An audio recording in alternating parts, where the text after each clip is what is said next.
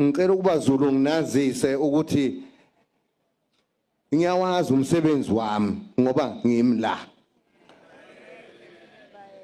Ngeke futhi kubhlungu ukuthi kungasuka enye indoda izotshena mina ngomsebenzi wami ukuthi ngiwenze kanjani. Iyakwazi into ukuhlala lapha kunjani ayifundelwa lento engihlezi kuyo.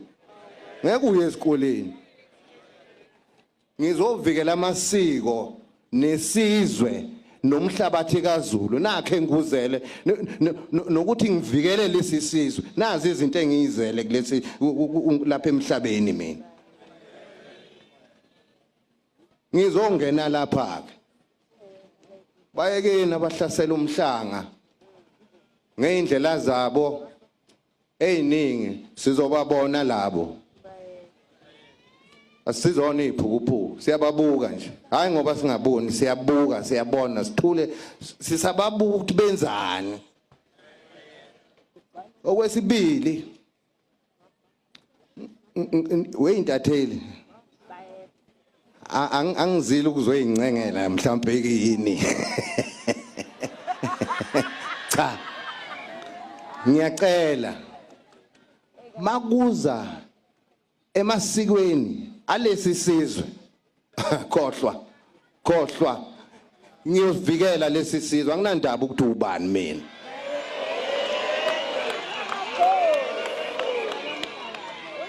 Sina masiko ethu thina esikholelwa kuwo nesiwahloniphayo. Niyangizwa abantu bama TV yini ama WhatsApp yini indlela. Indlela. Oh TikTok. Angimhlasele ngaze hlasele mina cha angimazi nokumazi nebonela. Cha labo TikTok. Ake sibonisana abantu bomabona kude. Uma nifuna ukwazi ngamasiko ethu ningalandi umuntu ngamasiko kaZulu ningalandi umuntu ongesinye isizwe. Siyezwana? Sikhona sibaningi ngoba sigcwele la. Anisiboni. Ningalandi umlungu noma nilande ngoba khona la ngiyakhona. KunamaZulu la umbuka abudala ke angamambuka. Uyakuthula ubutha lo muntu bamthathe phi lo muntu okhuluma ngobukhosi bakhe kanje. Ebese uSABC kade ngikhuza ukuthi masana ukulanda lo muntu ezokhuluma ngezinto zobukhosi nesizwe ngoba manje ukhuluma umbhedo.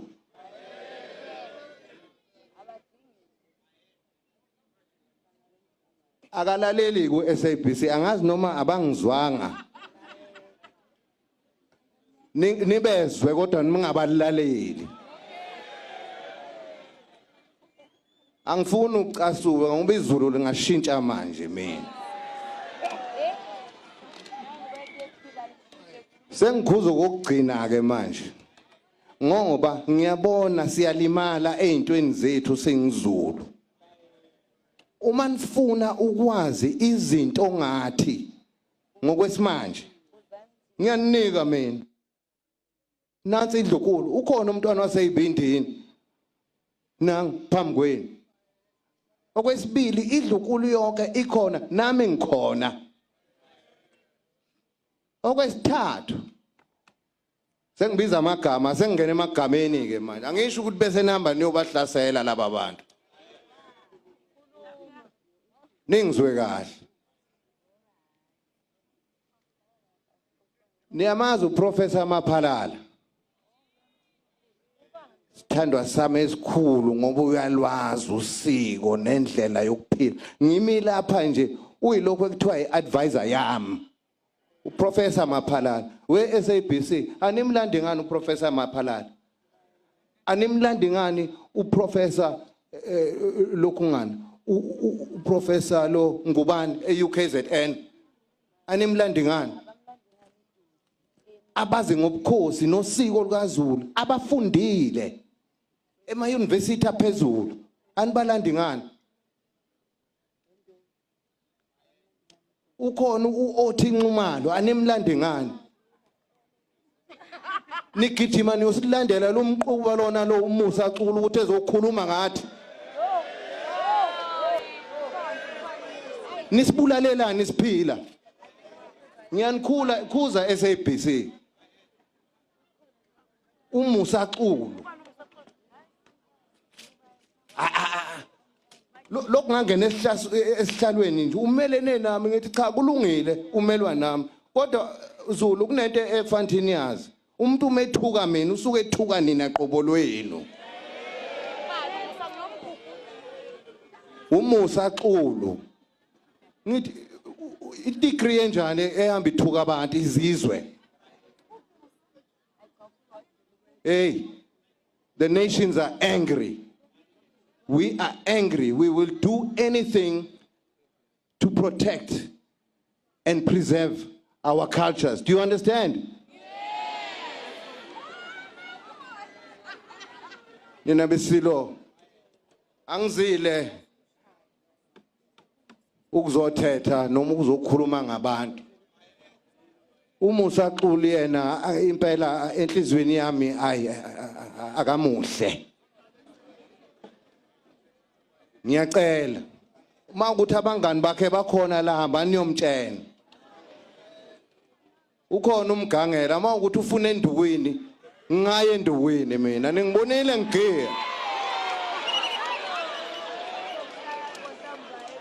ngoba phela umuntu ulungiswa ngenduku umengezwa